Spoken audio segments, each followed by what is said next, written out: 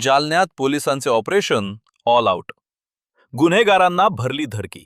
शहरातील वाढत्या गुन्हेगारीला नियंत्रित करण्यासाठी पोलीस प्रशासन आता ॲक्शन मोडवर आले असून सोमवारी रात्री ऑल आउट ऑपरेशन राबवण्यात आले. दिवसेंदिवस वाढत चाललेल्या गुन्हेगारीच्या घटनांमुळे नागरिकांमध्ये भीतीच वातावरण पसरले असताना जालना पोलिसांनी सोमवारी रात्री अचानक ऑल आउट ऑपरेशन राबवत गुन्हेगारांना थेट इशारा दिलाय.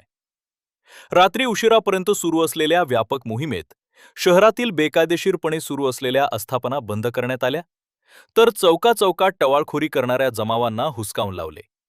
या ऑल आउट ऑपरेशनचे नेतृत्व अपर पोलीस अधीक्षक आयुष नेपानी यांनी केले.